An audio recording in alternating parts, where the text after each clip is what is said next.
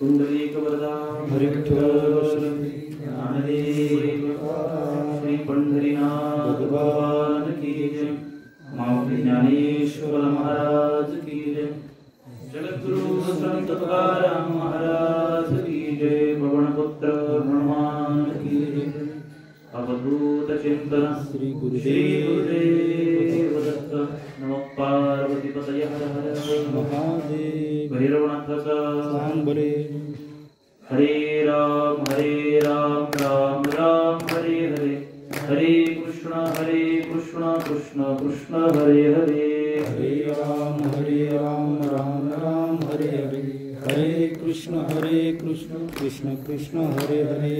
हरे राम राम राम हरे हरे। हरे कृष्ण कृष्ण कृष्ण हरे हरे। हरे राम राम राम हरे हरे। हरे कृष्ण कृष्ण कृष्ण हरे हरे। हरे राम राम राम हरे हरे। हरे कृष्ण कृष्ण कृष्ण हरे हरे। हरे राम राम राम हरे हरे। हरे कृष्ण कृष्ण कृष्ण हरे हरे। हरे राम राम राम हरे हरे। हरे कृष्ण कृष्ण कृष्ण हरे हरे। हरे राम राम राम हरे हरे। हरे कृष्ण कृष्ण कृष्ण हरे हरे। हरे राम राम राम हरे हरे। हरे कृष्ण कृष्ण कृष्ण हरे हरे। हरे राम राम राम हरे हरे। हरे कृष्ण कृष्ण कृष्ण हरे हरे। पुंडलीक वरदारी विठ्ठल श्री ज्ञानदेव तुकाराम भगवान की जय। माऊली ज्ञानेश्वर महाराज की जय। जगद्गुरु संत तुकाराम महाराज की जय।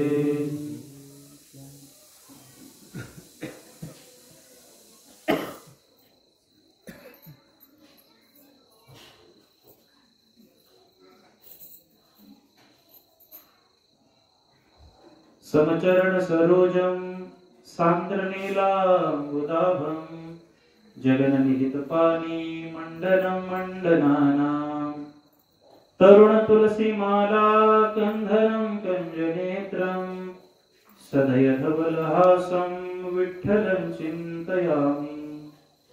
ओम नमो ज्ञानेश्वराय करुणाकरा दयाळा तुमचा अनुग्रह लाधलो पावन झालो चराचरी। मी कला कुसली काहीच नेने बोलतो वचने अतिभाविका। एका जनार्दनी तुमचा दास त्याची आस पुरवावी। तुमचा अनुग्रह लाधलो पावन झालो चराचरी। नमो सद्गुरु तुकया ज्ञान दीपा। नमो सद्गुरु सच्चिदानंद रूपा। नमो सद्गुरु भक्त कल्याण मूर्ति। नमो सद्गुरु भास्करा पूर्ण कीर्ति। नमामि सद्गुरु शांतं सच्चिदानंद विग्रहं पूर्ण ब्रह्म परानंदं ईशं आनन्दिवल्लभम्। कर्पूर गौरं करुणावतारं संसार सारं भुजगेन्द्रहारं सदा वसन्तं हृदयारविन्दे भवं भवानी सहितं नमामि। सद्गुरुनाथ महाराज की जय। ज्ञानेश्वर महाराज की जय। जगद्गुरु तुकाराम महाराज की जय।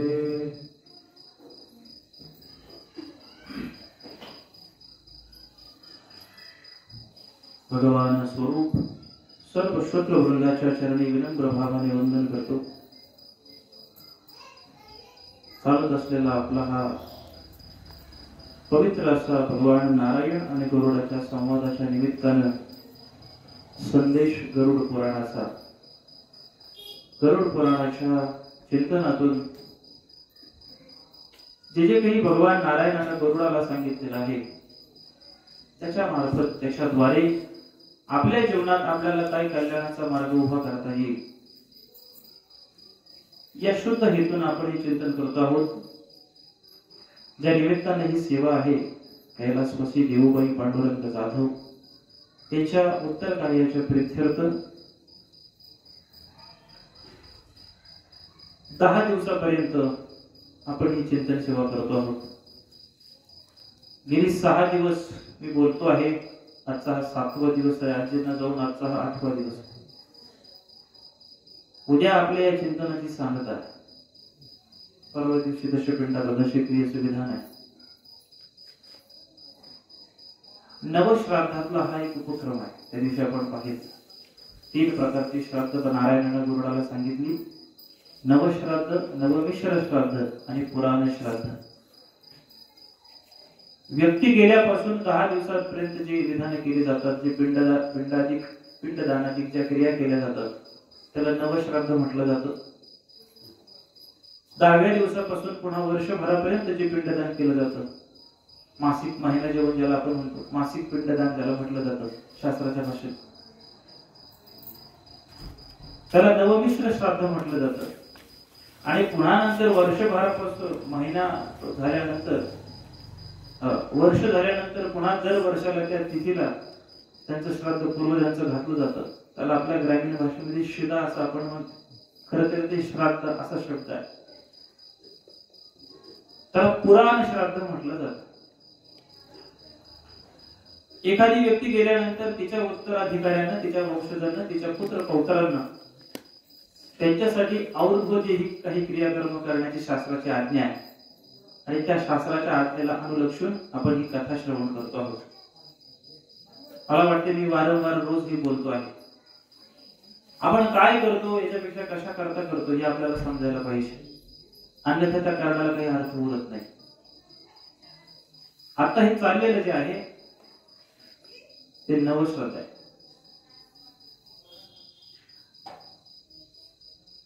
कालपर्यंत आपण बऱ्याच गोष्टी या तत्वचिंतनातून पाहिलेल्या आहेत. पहिल्या दिवसाच्या सत्रामध्ये आपण पाहितलं की गरुडाने काही प्रश्न नारायणाला केले की यमपुरी कशी आहे, त्या यमाच्या मार्गाला कोण जातो, नरकाची गती कशी प्राप्त होती, कुठल्या पापाने होते, असे खूप प्रश्न विचारले. भगवान नारायणाने सांगायला सुरुवात केली. त्याच्यामध्ये पहिल्या दिवसाच्या सत्रामध्ये आपण हे पाहितलं की मनुष्य जन्म अत्यंत दुर्लभ आहे, अत्यंत दुर्मिळ आहे. तो कशा रीतीने प्राप्त होतो याचं सखोल चिंतन पाहितलं. तो प्राप्त झाल्यानंतर मनुष्याने त्याच्या जीवनात कशा रीतीने आचार धर्म पाळला पाहिजे याचं चिंतन आपण पाहितलं. दुसऱ्या सत्रामध्ये वेगवेगळ्या पाप कर्मांची यादी पाहितली की त्या पाप कर्मानं मनुष्य मृत्यूनंतर हा यममार्गाला जातो. सदाचाराचं विधान आपण पाहितलं. यममार्गाला गेल्यानंतर त्या जात असताना कशा प्रकारच्या यातना त्याला होतात, जीव सोडत असताना, मनुष्याचा प्राण जात असताना कशा रीतीच्या यातना त्याला होतात याच्या संबंधानं खूप सखोल चिंतन आपण पाहिलेलं आहे. कालच्या सत्रामध्ये आपण पाहिजे की कुठल्या पापापोटी त्याला कुठल्या नरकाला जावं लागतं आणि नरकाच्या शिक्षा आपण काल पाहिल्या महाराजांना सांगितलेल्या. त्या शिक्षा भोगून झाल्यानंतर पुन्हा हजारो लाखो जन्म घेऊन तो जीव त्या पाप कर्माची चिन्ह घेऊन पुन्हा वेगवेगळ्या पशु पशवादिक योनीच्या जन्माला येतो. कुठल्या पापानं कुठला जन्म मिळतो हे काल आपण सखोलतेनं पाहिलेलं आहे. आजच्या सत्राला प्रारंभ करत असताना या गरुड पुराणाचा हा मध्य आहे. याच्यानंतर औरंगजेब ही क्रियाकर्मामध्ये दानाच्या संबंधाने आणि क्रियाकर्माच्या संबंधाने इतकं सखोल त्याच्यात मंथन केलेलं आहे, खूप मंथन केलेलं आहे. पण तितक्या त्या क्रियाकर्म कांडानं आता वर्तमानात आपण नाही जाऊ शकत. कर्मकांडाचं फार विधान त्याच्यामध्ये आहे. त्यामुळे त्या गोष्टींचं फारसं चिंतन न करता आता आपल्याला आवश्यकता आहे या मुद्द्यावर बोलण्याचा मी प्रयत्न करतो. हे सगळं झालं, वेगवेगळ्या शिक्षा भोगल्या. शिक्षा भोगून पुन्हा तो जन्माला आला जीव, पशु पशवादिक योनीच्या जन्माला आला. मनुष्य जन्माला जरी आला तरी पण काहीतरी पापचिन्ह घेऊनच येत असतो, उपजच होतो, अंगावर कोडच येतात. सांगितलं आपण का पुन्हा पुन्हा ते सांगून वेळ देण्यात काही अर्थ नाही. हे सगळं झाल्यानंतर गरुडानं पुन्हा प्रश्न केले भगवान नारायणाला. आता ही कथा आपण पहिल्या दिवशी पाहिली की नैमिषारण्यामध्ये सूत मुनी शौनकादिकांना शौनक आदी ऋषी सूत मुनींना प्रश्न करतात आणि तिथून याचा वार्तालाप चालू होतो. तर ते सूत मुनी शौनक ऋषींना ही कथा सांगत असताना म्हणतात, सूत उवाच इति श्रुत्वा तु गरुडः कंपितो अश्वत्थ पत्रवत् जनानां उपकारार्थः पुनः प्रपश्य केशवम्. त्या नारकातलं वर्णन नारायणानं गरुडाला सांगितलं.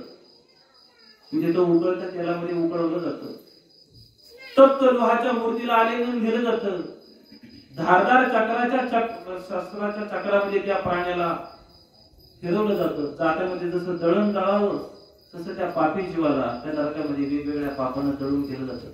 नरकाच्या नदीमध्ये टाकून दिलं जातं. हजारो शेकडो लाखो वर्ष सोडून दिलं जातं.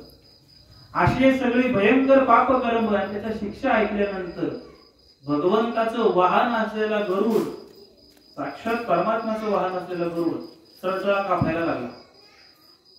गरुड कंपितो अश्वत्थ पत्रवत, सोसाट्याचा वारा सुटावा आणि पिंपळाचं पान अशी हलली असा कापायला लागला. गरुड आपल्यासारखा जीव नाही, जो रोज देवाबरोबर आहे. आपल्या दिवसातून एक वेळेस दर्शन काय घेऊन बसले ते पण घेतो की नाही हे नवल आहे माणसं. जो नित्य देवाबरोबर आहे असा गरुड कापायला लागला. त्या नरकाचे सगळं वर्णन ऐकून, असं ऐकून पिंपळाच्या पानासारखा गरुड कापायला लागला आणि भगवंताला पुन्हा प्रश्न करू लागला की जे मानवी कल्याणाचे आहेत. गरुडानं पुढचे काही प्रश्न केले भगवान नारायणाला. गरुड उवाच कृत्वा पापानि मनुजः प्रमादात् बुद्धितो अपि वा नयन्ति यातनायाम्यः केनोपायेन कथयाम. संसारनवमग्नानां नराणां दीनचेतसां पापोहत बुद्धिनां विषयोपहतात्मनां उद्धारार्थं वदं स्वामी पुराणार्थं विनिश्चयम् उपायं येन मनुजः सद्गतिं यान्ति माधव. आता बारकाईनं ऐका. गरुडानं आता नारायणाला प्रश्न केले, हे नारायण, हे भगवंता, तुझ्या मुखातून मी हे सगळं ऐकलं. कुठली कुठली पापकर्म केल्यानंतर मनुष्य नरकाला जातो, यमाची नगरी कशी आहे, त्याची पद्धती कशी आहे, कुठल्या नरकाला पाठवलं जातं, काय शिक्षा मिळतात, सगळं ऐकलं. तर हे देवा, असा एखादा काही मार्ग आहे का की जो इतकी पापकर्म केल्यानंतर पण त्याच्यातून सुटू शकतो? पापाचं सगळं सांगितलं, शिक्षाचं सांगितलं, पण उद्धाराचा मार्ग पण सांग. असं काही आहे का? ऐकायचं आहे तुम्हाला? महाराज लवकर सांगावं. पण प्रत्येक मनुष्य प्रकट होत नाही, पण आतल्या त्याला त्याच्या सगळ्या पापांची ग्वाही असते. त्या दिवशी बोलून गेलो, माणूस चांगली केलेली कर्म विसरून जातो, वाईट कर्म तो मरेपर्यंत नवे नवे मरणांतीही विसरत नाही. काही चुकीचं बोलतो? वस्तुस्थिती आहे. एक हिंदी चित्रपटातलं एक गाणं होतं पहा. तोरा मन दर्पण कहलाए भले बुरे सारे कर्मों को देखे और दिखाए. तोरा मन दर्पण कहलाए. गाणे गाणं तयार कर. तोरा मन दर्पण कहलाए. दर्पण मीन्स, दर्पण म्हणजे काय? आरसा. आरसा काय काम करतो? जसं आहे तसं पाहतो आणि पाहिल्यानंतर जसं तसं दाखवतो. आरसा कधी कुठला आरसा बघितला, एखादा काळा माणूस समोर गेला आणि त्या आरशाने गोरा म्हणून दाखवलं. आता कलियुगात निर्माण झाला असेल तर ते नवल आहे. मोबाईल दाखवतो मात्र खोटं. मोबाईल मध्ये काळा माणूस पण गोरा दिसतो फिल्टर लावला की. असे काही ऍप्स आलेले आहेत की त्याच्या डोक्यावर केस नाही, त्या माणसाला केस पण दिसतात. असे काही ऍप्स आलेले आहेत की त्याचा चेहरा जाऊन दुसऱ्याचा चेहरा दिसतोय. मोबाईल मध्ये होतं पण आरशामध्ये नाही होत. आरसा जसं आहे तसं दाखवतो. तोरा मन दर्पण कहलाए. एक सांगू, आपल्याला आपलं जर परीक्षण करायचं असेल तर जगाला विचारण्यात काही अर्थ नाही. या जगात आपल्याला आपल्यापेक्षा चांगलं ओळखणारं कोणीच नाही. इतकं तर मान्य आहे तुम्हाला? आपल्याला कोण चांगलं ओळखतं? आपण म्हणून माझ्या जवळचे घरातले, माझी पत्नी, माझे पती, माझा चांगला मित्र, कोण ओळख? प्रत्येकाचं काही ना काही रहस्य आहे, त्यानं गुपित ठेवलेलं. आपण आपल्या मनाशी संवाद साधावा, हे आपण खरंच जसं आहोत तसंच समाजाच्या समोर प्रकट होतो का? पहा बरं, फार सूक्ष्म बोलतोय मी. मी ह्या मुद्द्यावर बोलतोय की पाप कर्म माणसाच्या मनात पक्की घर करून बसतात, पुण्यकर्म विसरून जातो. या मुद्द्याला सोडू नका, आपल्याला पुन्हा पुराणात यायचं आहे. माणसाच्या जीवनात कथनी आणि करणी याच्यामध्ये जितकं अंतर कमी तितकं समाधान अधिक. कथनी आणि करणी याच्यामध्ये जितकं अंतर अधिक तितकं समाधान कमी. समजतं? बोले कैसा चाले त्याची वंदावी पाऊले. आज तुकोबारायांचं मंदिर आपण येतो आणतो, रोज त्यांची पूजा अर्चा केली जाते, रोज त्यांचं दर्शन घेतलं जातं, रोज गाथेचं जे अभ्यासक आहेत त्यांच्या गाथ्याचा अभ्यास केला जातो. ते विचार आपण आपल्या जीवनात आणण्याचा प्रयत्न करतो. का बरं? तुकोबारायांच्या कालखंडात काही इतर माणसं नव्हती का? त्यांची का बरं मंदिर नाही झाली? ती माणसं कोणाच्या लक्षात पण राहिली नाहीये, होती की नाही हे पण माहिती नाहीये. तुकोबाराय आज 450 होऊ नये ज्या माणसांच्या हृदयात पवित्र स्थान पात्र करू नये. त्याचं कारण काय? त्याचं कारण एकच. पहा तुम्ही, आपण आपापल्या घरामध्ये आपण साधू संतांचे फोटो लावून ठेवलेले आहेत, रोज त्यांचं दर्शन घेतो. आज त्यांच्या समाधी स्थळावर गेल्यानंतर रांगा लावून लोक दर्शन घ्यायला उभी आहेत. 12-12, 24-24 तास रांग लावून माणूस दर्शन घेण्यासाठी जातो. माणसासारखीच माणसं आहेत ती. असं काय केलं? आज आपण आपल्या 2 पिढ्यांच्या पूर्वीची नावं सांगू शकत नाही. वडिलांचं, आजोबाचं, पंजोबाचं, फार झालं तर खापर पंजोबाचं, त्याच्या पलीकडे एखादं पिढीचं नाव सांगू शकतो. त्याच्या पलीकडे कोण जाईल? पण आज तुकोबारायांच्या वंशावळीतले 8 पिढींची नावं लोकांच्या मुखात जात आहे. 750 होऊन गेले. ज्ञानोबारायांचं आज जगामध्ये कीर्ती आहे. काय सांगायला लागलंय? आहेत माणसासारखी माणसं, आज आपण त्यांचं दर्शन घेतो. याचं कारण काय? कारण त्यांच्या बोलण्यामध्ये आणि करण्यामध्ये शून्य अंतर होतं. मी नाही बोलत, स्वतः ते बोलतात. अनुभवाले अंगा ते या जगा देतसे. तुका म्हणे येथे पाहिजे अनुभव, शब्दांचे गौरव कामा नये. करणी आणि कथनी याच्यामध्ये जितकं अंतर कमी तितकं समाधान अधिक आहे. ती पूर्णत्वाला गेलेली माणसं आहेत, म्हणून संत पदाला पोहोचले, म्हणून त्यांचं आपण दर्शन घेतो. आपण या मुद्द्यापासून बाजूला गेलो की आपण आपल्या मनाला जर विचारलं आपण कसे आहोत, या जगाला विचारण्यात काही कारण नाही. आपण कसे आहोत आपल्या मनाला सगळं ठाऊक असतं. आपण चांगले आहोत, वाईट आहोत. दुसरा कदाचित तोंडावर स्तुती करेल, वा वा तुमच्यासारखा माणूस नाही, माघारी फिरलो की म्हणे याच्यासारखा डांबर कोण नाही. वा वा वा आलं बरे, सकाळी सकाळी तुमचं दर्शन झालं, पुण्य उदयाला आलं, देव माणूस तुम्ही आम्हाला दर्शन केलं. आणि माघारी गेल्यानंतर उडूनही व्याज दिसली सकाळच्या मध्ये. काही खोटं नाही, हा रोजचा जनव्यवहार आहे. आपलं मन आपल्याला ग्वाही आहे. सत्या सत्यासी मन केले ग्वाही, मानिले नाही बहुमता. तुकोबाराय म्हणतात सत्य काय असत्य काय मानाला विचारलं, मानिले नाही बहुमता. लोक काय म्हणतात आम्ही विचार नाही केला, लोकांना काय वाटतं.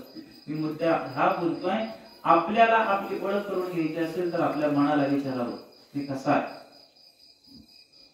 माणसाने केलेलं पाप कर्म मृत्यू झाल्यानंतरही त्याच्या स्मरणात राहतं. कारण मृत्यू स्वामी शरीरिकच मानताय, सूक्ष्म त्याच्या बरोबर जातोय. अंतःकरण चतुष्ट ज्याला म्हटलं जातं, मन बुद्धी चित्त अहंकार, विचार, भावना, स्मृती या मनबुद्धीमध्येच आहेत. पण गरुडानं हा प्रश्न केलाय नारायणाला की हे सगळे पापकर्म केल्यानंतर याच्यातून उद्धारण्याचा काहीतरी मार्ग सांगतील की नाही, असा काही मार्ग सांगा. भगवान नारायण म्हणतात, गरुडा तू इतका छान प्रश्न विचारलास की याद्वारे संसारामध्ये मायेच्या मोहात अडकलेले ही सगळे जीव उद्धाराला कारण होतील. दीन दुबळी माया पाशात अडकलेली यांना उद्धाराचा मार्ग तुझ्या निमित्तानं प्रकट होईल. आणि भगवान बोलायला लागले. श्री भगवान वाच साधू पृष्ठं त्वया तार्क्ष्यं मानुषाणां हितावये। हितापेक्षा एक पक्षीराजा, तू मनुष्याच्या कल्याणाचा हा प्रश्न विचारलास। आज आपल्या प्रत्येकाला कशाची अपेक्षा? आपल्याला आपल्या कल्याणाचा मार्ग कोणीतरी दाखवा हीच अपेक्षा आहे। आज माणूस प्रत्येक ठिकाणी काही ना काही आधार शोधतोय। कशाचा शोधतोय आधार? सुख मिळवण्याचा, समाधान मिळवण्याचा, आनंद मिळवण्याचा, पूर्णत्व मिळवण्याचा हाच मार्ग शोधतोय। भेटतो जगामध्ये? ज्यांचा आपण आधार करतोय, त्यांच्याकडून आपण आपल्या अडचणीतून मुक्त होण्याचा मार्ग मिळवण्याचा प्रयत्न करतोय, या जगातून कुठूच भेटणार नाही। सांगू का? ज्यांना आपण आपल्या अडचणी सांगायला जातो, या अडचणीतून आम्हाला वाचवा, त्यांना अडचणी काही कमी आहेत? कोणाला विचारतोय? आपण प्रत्येक जण भेटल्यानंतर प्रत्येक जण एकमेकाला विचारतो काय असतं आपल्यामध्ये पद्धत बोलण्याची।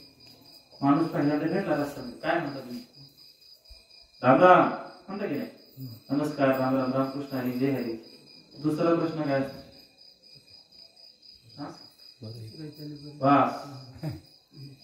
कसं काय चाललंय? आपण म्हणतो बरं चाललंय, ठीक चाललंय।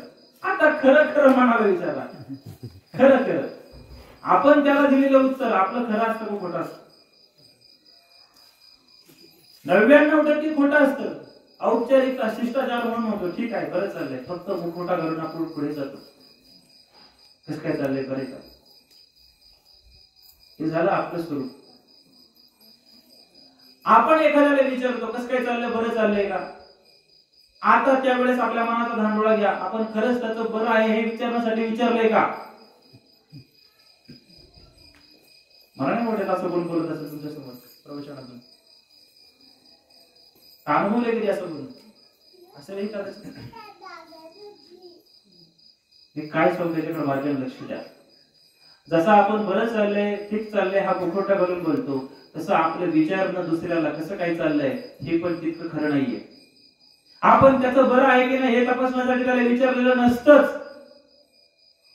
आपलं अख्खं बिघडलंय, त्याचं कुठपर्यंत आलंय याचा दांडोळा घेण्यासाठी विचारलंय। आपलं मन आपल्याला ग्वाही आहे। भगवान नारायण म्हणतात की तू हा जो प्रश्न केलाय हा जगाच्या कल्याणाचा आहे, याने फक्त तुझी बुद्धी शांत होणार नाही किंवा तुझी जिज्ञासा तृप्त होणार नाही, या प्रश्नानं सकल मानव जन्माचं कल्याण होईल। आपण जे 6 दिवस झालं नरकाचे सगळे यातना ऐकतो आहोत, नरकाची पापकर्म ऐकतो आहोत, ही येणे गेल्या प्रकारानं आपल्याकडनं घडलेली आहेत। त्या जगात असं कोणी भेटणार नाही की छातीवर हात ठेवून सांगेल की माझ्या जगात किंचितही पाप नाही। कोणीच भेटणार नाही असा। आणि जर असं असतं तर गंगेवर इतकी गर्दीच नसती निघली। काय एवढी गर्दी आहे गंगेवरती? कुठेतरी मनामध्ये शंका आहे, माझ्याकडनं पाप झालाय। अत्यंत सावधानतेनं प्रवचन, पुराण, कीर्तन आपण ऐकलं पाहिजे। आपल्या जीवनातला 1-1.5 तासाचा 2 तासाचा वेळ आपण इथं खर्च घालतो, त्याचं पुरेपूर उपलब्धी झाली पाहिजे आपल्याला। आता फार बिकट अवस्था आहे, कीर्तनाचा तमाशा व्हायचा अजून बाकी राहिलेला नाही काही।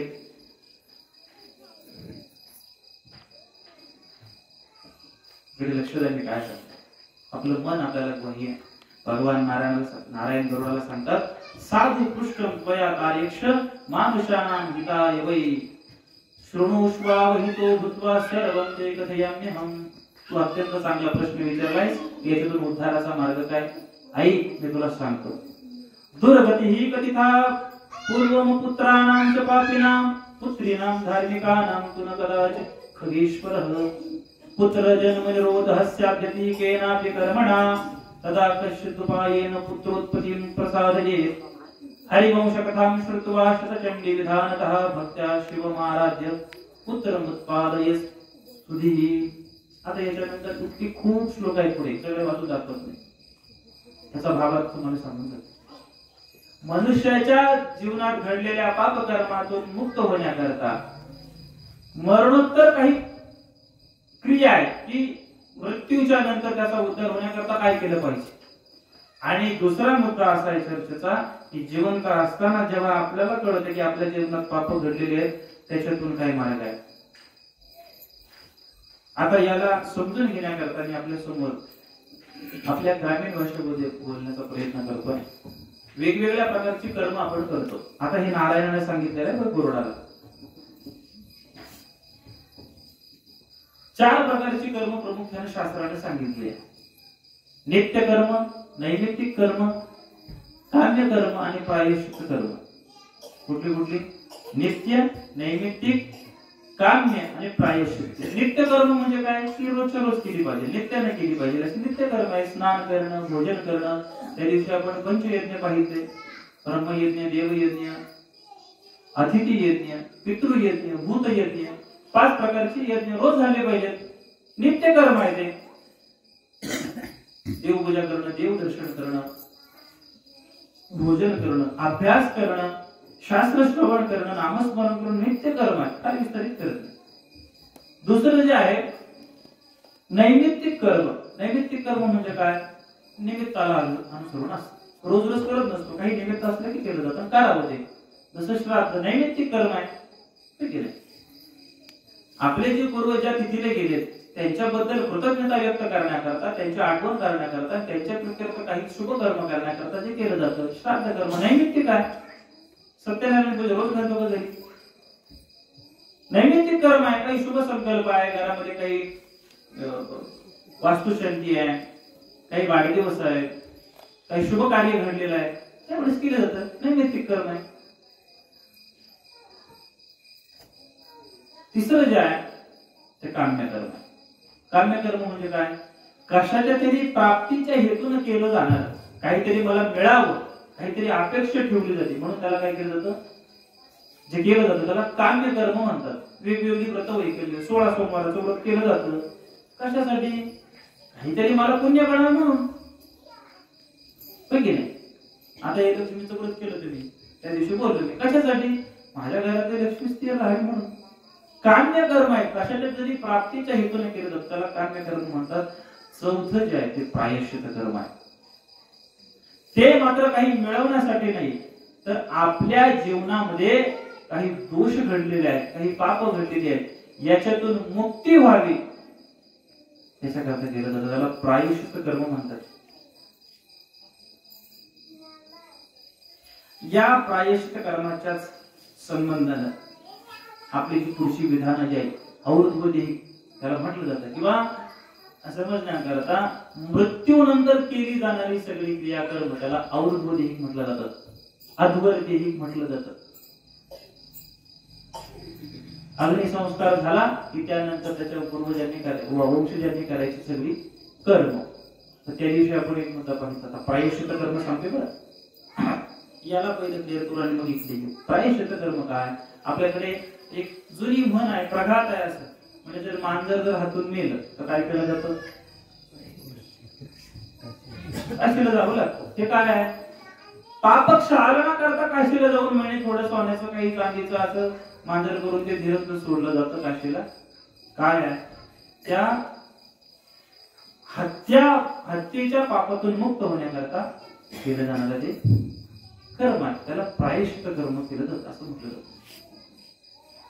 चांद्रायण व्रत वगैरे असं केलं जातं. चांद्रायण व्रत बघा, ते पण एक प्रायश्चित्त कर्माचं व्रत आहे. काही दोष घडला, महत्पाप घडलं तर ते व्रत कसं असतं माहिती आहे? अमावस्येनंतर पौर्णिमेपर्यंत चंद्र काय होतो?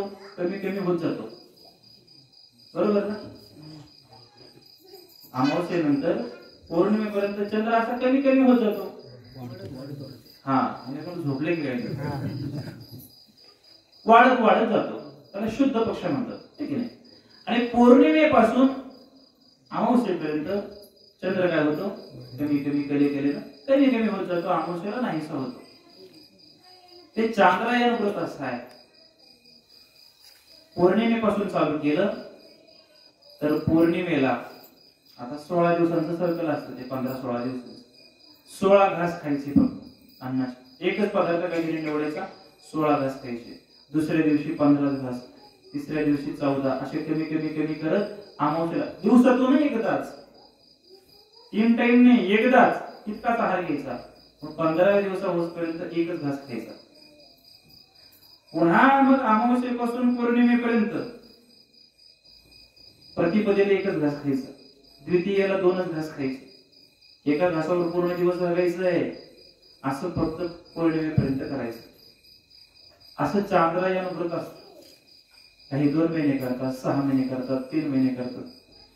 इतकं कठोर केलं जातं. कशासाठी? प्रायश्चित्त कर्म सांगतो मी तुम्हाला.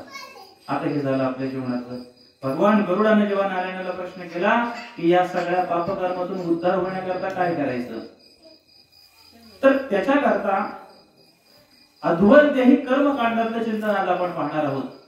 आणि आपण स्वतः जीवित असताना त्याच्यातून उद्धाराचा मार्ग काय याचं चर्चास्त्र आपण उद्या करू, जेणेकरून समारोप आपल्याला भगवंताच्या नामचिंतनात करतो. अध्वर्तेही क्रियाकर्म जे आहे त्याच्यामध्ये त्याच्या संबंधाने आपण मला वाटतं 2-3 दिवशी आपण पाहिलं होतं की अंत्येष्टीचं विधान नेमकं कसं करावं इथपासून ती क्रियाकर्म चालू होतात. मग मृत्यू समयी आतुर काळ ज्याला म्हटलं जातं की मृत्यू समय जवळ आलेला आहे त्या कालामध्ये करण्याचं कर्म आतुर समय. आता मृत्यूची चाहूल लागलेली आहे, त्या वेळेला काय करायचं, तर त्यावेळेला अशी बरीच विधाने केलेली आहे की त्यावेळेस आतुर काळाच्या वेळेस काही सज्जनांना ब्राह्मणांना बोलावं. आता हा ब्राह्मण हा जो शब्द ज्या ज्या वेळेस वाङ्मयामध्ये म्हणा, संत वाङ्मयामध्ये म्हणा, आपण जनरल बोलत असतानाही म्हणा, त्याचा अर्थ लक्षात घेणं फार महत्वाचं आहे. आता आपली हानी होते. त्या गरुडपुरामध्ये दानाच्या संबंधाने फार बोललेलं आहे. आपण सगळे बहुजन समाजातले, कृषक समाजातले, शेतीवाडी करून कोणी छोटे मोठे काम धंदा करून आपण जीवन यापना करणारे सगळे काय होते. बोलताना अडचण ही होती की शब्दांचा नेमका अर्थ नाही समजला तर त्याचा विपर्यार्थ निघला जातो आणि त्याच्यामध्ये शंका कुशंका निर्माण होतात. आणि वर्तमानामध्ये ही फार मोठी अडचण आहे. वक्त्यांच्या समोर अर्थात ते वक्ते असले तर बघा समजलं मराठी तुम्हाला तर. आता महापूर आलाय सगळ्या गोष्टींचा. पाहून या ग्रंथ करावे कीर्तन तेव्हा आले जाणते असं तुकोबराचे प्रमाण. मी काय बोलायला लागलोय, ब्राह्मण हा जो शब्द वापरला जातो नेमकं ब्राह्मण म्हणायचं कोणाला? गीतेमध्ये स्पष्ट प्रमाण आहे, त्याच्याविषयी बोललोय मी. चतुर्वर्ण्या मया सृष्टम गुण कर्म विभागशः. गुण आणि कर्मानं जो पवित्र आहे त्याला ब्राह्मण म्हणालो. केवळ जन्मानं कोणी ब्राह्मण क्षत्रिय वैश्य शूद्र होत नसतो. प्रत्येक माणूस त्याच्या गुण आणि कर्मानं श्रेष्ठ किंवा कनिष्ठ ठरत असतो. त्याच्यामध्ये गुण महत्वाचे आहेत. तो कुठल्या कुळात जन्माला आला याच्यावर त्याचं पवित्रता, त्याच्यावर त्याचं मोठेपणा अवलंबून नाहीये. जेव्हा हे म्हटलं जाते दानाची कर्म आतुर कालामध्ये प्रायश्चित्त विधान सांगितलं की मरण समयाला 4 जाणकार माणसांना तत्ववेत्यांना बोलवावं ब्राह्मणांना. ब्राह्मण म्हणजे कोण? जो ब्रह्म जाणतो तो. ती जर व्याख्या मानली तर आज जगात एकही माणूस भेटणार नाही. भेटेल ब्रह्म जाणणारा? माझ्यासारखा पोपटासारखा गप्पा मारून म्हणेल काय ब्रह्म जाणले मी? दुर्भाग्यानं काय झाले, ही व्यासपीठ इतकी दूषित झाली की आम्हाला आमच्या साधनेची अनुभूती काहीच नाही. आम्ही बोलतोय खूप मोठा, मला क्षमा करा, मी तुमचं लेकरू आहे. आपण सर्व जाणते जीवनाचा अनुभव घेतलेली मंडळी आहात. कळकळीने आपल्या समोर सांगून जाईल. आपण काय ऐकावं आणि कुणाचं ऐकावं याचं पण भान आपल्याला असलं पाहिजे. जो ब्रह्म जाणतो, गुण कर्मानं जो शुद्ध आहे अशा व्यक्तींना बोलवावं आणि त्यांच्यासमोर आपल्या जीवनाभरात केलेल्या पाप कर्मांबद्दल खेद व्यक्त करावा. त्यांच्या चरणी नतमस्तक व्हावं, सांगावं माझ्याकडनं अशी अशी पाप झाली, तुम्ही जो मार्ग सांगाल, तुम्ही जी आज्ञा द्याल मी ते स्वीकारायला तयार आहे. कृपा करून मला या माझ्या जीवनातून या अंतःसमयाला या पापातून मला मुक्त करा. भगवंताला गरुडाने प्रश्न केला ना उद्धाराचा मार्ग. तुम्ही तुम्हाला सांगतोय आतुर कालामध्ये सगळ्यात पहिलं आपल्या पापकर्मातून मुक्त जर व्हायचं असेल तर पापाची कबुली दिली पाहिजे. पापाची कबुली ज्या क्षणाला होते त्या क्षणाला ते पाप गळून पडतं. एकांतात नाही, भर सभेमध्ये जो आपल्या पापाची कबुली देतो तत्क्षणी त्याचं पाप निरासन होतं. कधी अनुभव घेऊन पाहतो.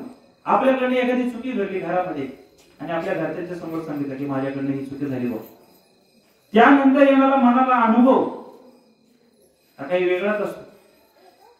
आपण आपल्या एखाद्या मित्राला खोटं बोललो, सामान्य असत्य बोलणे बापच आहे. एखाद्या मित्राला खोटं बोललो, बाबा अमुक अमुक झालं, आणि तो भेटल्यानंतर त्याला खरं खरं सांगितलं, खरं सांगू का मी काही कुठे बिझी नव्हतो, पण मुद्दामून तुला फोन उचलला नाही कारण मला तुझ्याबरोबर यायला जमलं नसतं. पहिले त्याला सांगितलं, नाही रे मला जायचे, जरा पाणी द्यायचे शेतावर, मला धार काढायची आहे, मला आज फशी पे असती नाही, असं सामान्य खोटं बोललेलं, फार काही मोठं पाप नाही. पण तरी पण मनाला गिल्टी असते की मी माझ्या मित्राला फसवलंय. पण तो भेटल्यानंतर त्याला खरं खरं सांगितलं की खरं सांगू का मला फसवीपच होती, पण मला तुझ्याबरोबर यायचं नव्हतं, तुझ्याबरोबर यायला जमलं नसतं म्हणून मी तुझ्याशी खोटं बोललो. अशा या खोटं बोलण्याची कबुली जरी दिली सामान्य रीतीनं, तरी पण मनाचा बोझ, मनाचा ओझ अख्खा हलकं होऊन जातं. समजतं मी काय म्हणतात? आपल्या जीवनातलं किती का मोठं पाप असू द्या, ते जर आपण ज्ञानी लोकांच्या सभेमध्ये, संतांच्या समुदायामध्ये जर प्रकटपणे व्यक्त केलं तर त्या पापाचं निरासन होऊन जातं, ते पाप क्षालन होऊन जातं. पाप निवृत्तीचा पहिला उपाय हा आहे की आपण आपल्या पापाची कबुली द्यावी.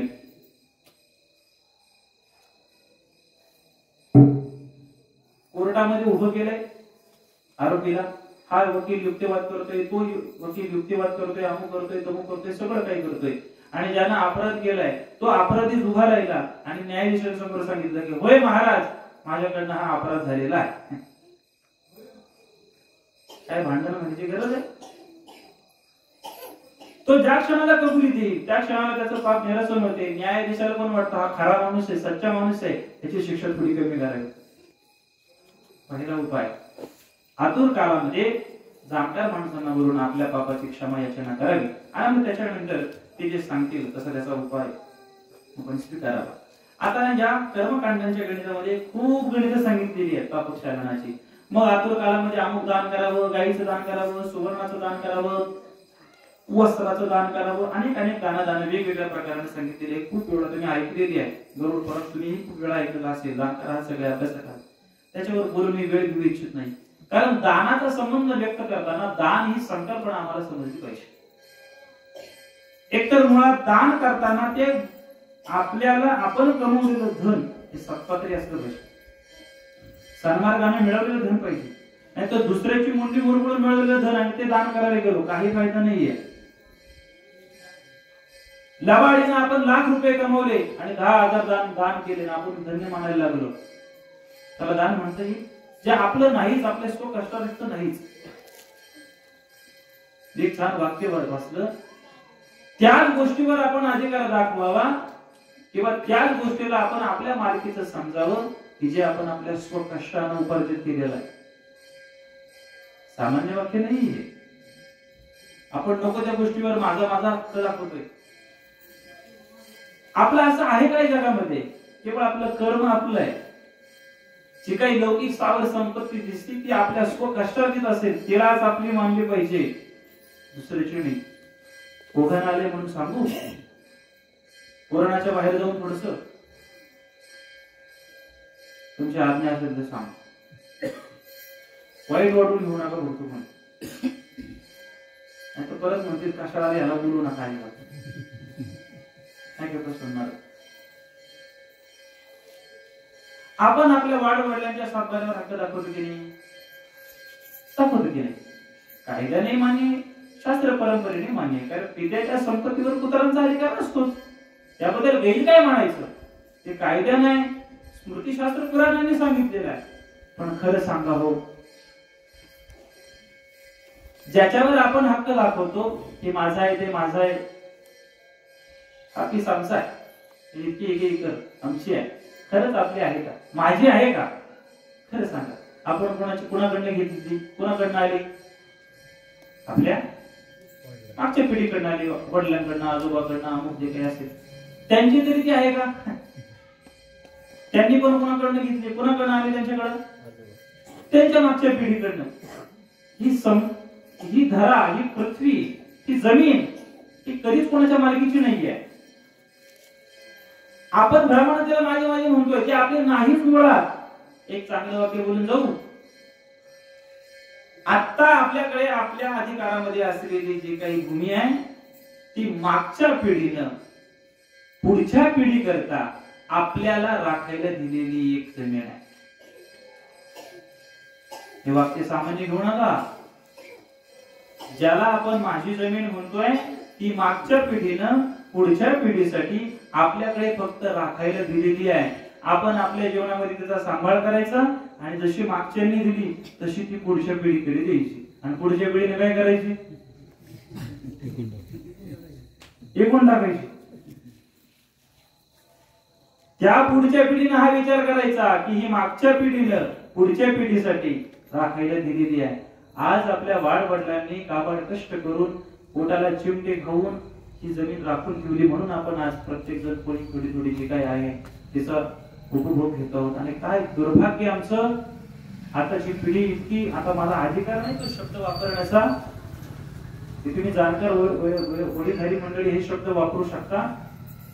टिंब टिंब अशी निघाली, सगळीच नाही करत, कुणाला मला दुखवायचा हेतू नाहीये, पण प्राप्त वस्तुस्थिती सांगतो. अजून तरी आपलं हे आंधळमावळ सुरक्षित आहे. आता सावध होणं गरजेचं आहे. मी कळकळीनं हात जोडून तुमचं लेकरू म्हणून सांगतो, या भूमी राखून ठेवले पाहिजेत. जमीन हे आपलं अस्तित्व आहे. ते जर का हातातून गेलं, ज्या ठिकाणी आपण आपले वाड वडील आपण राहिलो, उद्या ती आपल्या हातातून गेली ना, तो परका आलेला आपल्याला त्या बांधावर पाय पण ठेवून देणार. काय परिस्थिती आहे आपण पहा. हायवेच्या लगतच्या आता इकडे येताना पण ते पेव सुटलंय.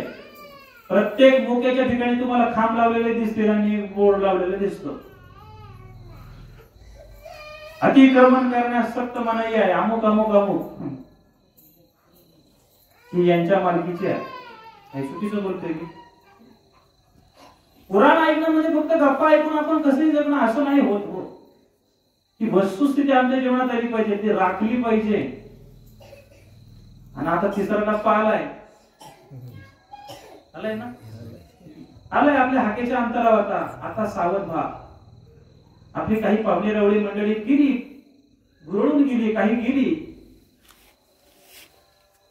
गेल्यानंतर पश्चाताप करण्यात काय अर्थ आहे? आता आहे तोपर्यंत रक्षण करणं गरजेचं आहे. म्हणून अजूनही सावध होणं गरजेचं आहे. आता आमच्या पट्ट्यात तर फार धूर झाला त्या गोष्टींचा. अजून सावध व्हा. आपले वाड वडील बोलत होते ते काही चुकीचं नव्हती, वस्तुस्थिती आहे. मी काय सांगायला लागलोय, प्रायश्चित्त करावं. दानाच्या संबंधाने मी बोलतो आहे. ज्याला आपण आपल्या उपार्जनेनं कमवलेलं आहे ते दान दिलं तर ते सत्कर्मीला गेलं. आतुर कालामध्ये, मला वेळ सांगा बरं का, माझ्याकडे आज घड्याळ नाही, तर 9 वाजतील. नाहीतर मला कोणीतरी ते घड्याळ दान करून टाका. तुम्ही मध्ये मध्ये ते चमकवत राहा. आता मला सांगा मी काय बोलतो. दान ते काय होतं माहिती का, गडबड अशी होती. आता वय झाल्यामुळे मला विस्मरणात जातं. बघा आता आपल्याला बैलगाडी आहे, बैलगाडी आहे की बैलाचा कासरा जर बरोबर हसडला नाही तर तो बैल कुठल्या पण बाजूला जाईल. बरोबर की नाही? तसं ते एकदा कासरा असा आजूबाजूला झाला की हे माझी ट्रॅक सुटतो. म्हणून लक्षपूर्वक ऐकत असतं. दानाच्या संबंधाला बोलतोय. प्रायश्चित्त विधान आपण पाहतो आहोत. आतुर काळामध्ये आपल्याकडनं आपल्या बापाचं क्षारण होण्याकरता आपल्या पापाची कबुली द्यायची. हे पाप माझ्याकडनं घडलं, सभेमध्ये बोलावं. सभेमध्ये बोललं की पाप क्षारण होतं, त्याला पुन्हा प्रायश्चित्ताची काही गरज नाहीये. पण एखाद्याच्या जीवनात ते क्षारण झालं नाही तर मग वेगवेगळ्या दानाचं कथन केलेलं आहे की त्या दाना काळामध्ये, आतुर काळामध्ये मरणासन्न अवस्थेत आहे. मग जी व्यक्ती मरणासन्न पडलेली, तिच्या पुत्रांनी म्हणजे तिच्या मुलांनी, पौत्रांनी, त्याच्या नातवंडांनी त्यांच्या प्रित्यर्थ काही दान धर्म करावा. त्याच्यातून त्याच्या पापाचं क्षालन होते. मग वस्त्रदान असेल, अन्नदान, सुवर्णदान असेल, गोदान असेल, भूमिदान असेल, ज्याची जशी क्षमता आहे तसं त्याने सत्पात्री दान द्यावं. जेव्हा वारंवार पुराणामध्ये सांगितलं जाते की ब्राह्मणांना दान द्यावं, ब्राह्मणांना दान द्यावं, ब्राह्मणांना दान द्यावं म्हणजे कुणाला द्यावं? की जो ब्रह्म जाणतो त्याला दान द्यावं. की जो सत्पात्री आहे, सत्शील आहे, जन्मानं केवळ नाही, आपला सामान्य वर्ग या गोष्टीनं भुलला. आजही पहा तुम्ही, अजूनही समाज सुधारायला तयार नाही. हा माझा कोणाबद्दल काही असूया नाही, कोणाबद्दल आक्षेप नाहीये, पण जाणतं झालं पाहिजे. तर दानाचा जेव्हा विचार येतो तर मला असं व्यक्तिगत वाटतं, तुम्हाला पटत असेल तर स्वीकारा, अन्यथा मला काही आग्रह नाहीये. पण मला असं वाटतं दान करताना आपण पात्र पाहून दिलं पाहिजे, ज्याला खऱ्या अर्थानं गरज आहे त्याच्यापर्यंत ते पोहोचलं पाहिजे. काय असं वाटू नये की बाबा एखाद्याला 4 मुली आहेत, त्याची क्षमता नाहीये त्यांचं संगोपन लग्न वगैरे करण्याची, आपल्याला काय वाटू नये, भले आपल्या पाहुण्या रावड्यातला असू दे, चला बाहेरचा परकेरा नाही द्यायचं ना, किमान आपल्या पाहुण्या रावड्यातल्या ओळखीतला गावातला शेजारच्या गावातला पंचक्रोशीतला त्याची परिस्थिती आपल्याला ठाऊक आहे. मग आपल्या अशा या कार्याच्या निमित्तानं का त्याला मदत करू नये? काय आभाळ कोसळणार आहे? जेवण कोणाला घातलं पाहिजे? तुमचं काय म्हणणं आहे? जेवण कोणाला दिलं पाहिजे? जो भुकीलेला आहे तो आता ढेकर देत आला, हात बोलाय त्याला तुम्ही बॉक्स बसा, 2 अजून गुलाबजाम घ्या, काय फायदा? जो ढेकर देत आलाय त्याचं पूर्ण तृप्त झालंय, त्याच्या ढेरीत उतरून काय करणार? त्याची पाठणपोटी झाली, त्याला खायला झाला. बघा मराठी समजली तुम्हाला तर. काय वाटू नये? आता आपला ग्रामीण भाग आहे, शहरी भागामध्ये ही ट्रेंड आहे, एखाद्याला गायींना काही दान करायचं असेल तर तो काय करतो, गोशाळेत जातो आणि तिथं काही हजारो लाखो रुपयाची पावती फाडतो म्हणा, काही चारा पाठवून देतो ट्रक मध्ये म्हणा, अमुक चांगली सेवा आहे, गायींची सेवा आहे, कुठेच वाया जाणार नाही. पण असं का वाटू नये की एखादा आपल्या नातेसंबंधातला, एखाद्या ओळखी पाळखीतला एखादा गरीब शेतकरी आहे की त्याच्याकडे 2-4 गाय आहेत, तो आपल्या प्रामाणिकपणे सांभाळतोय, पण त्याची तितकी क्षमता असो नसो, आपल्याला का वाटू नये की त्या गायीच्या घासासाठी आपल्या घासातला अर्धा घास त्याला मदत म्हणून, गोसेवा म्हणून द्यायला हरकत काय? दानाची व्याख्या कालापरत ती आपल्याला बदलावी लागेल. एखादा होतकरू गरीब विद्यार्थी आहे, चांगले शिक्षण, त्याची बुद्धिमत्ता चांगली आहे, पण शिक्षण घेण्याची त्याची ऐकत नाहीये, का वाटू नये की अशा प्रसंगामध्ये आपण त्याला काही आपल्याकडनं त्याच्या वह्या पुस्तकांसाठी, त्याच्या शिक्षणासाठी काही मदत म्हणून दान करायला हरकत काय? ते पण सत्पात्रीच दान आहे ना. लक्ष्मी आपण कुणाच्या हातात देतो, कुठल्या ठिकाणी देतो याच्यावर अवलंबून आहे त्याच्यातून मिळणारा प्रतिसाद. कर्मकांडाचा जेव्हा भाग येतो तेव्हा अशा रीतीने कुराण समजून घ्यावं लागेल, अन्यथा याच्यामध्ये दानाच्या संबंधाने इतकं बोललो मी, पहिल्या दिवशीच बोललो की आता इथून पुढचा अर्धा ग्रंथ हा दानाच्या संबंधानेच बोललाय.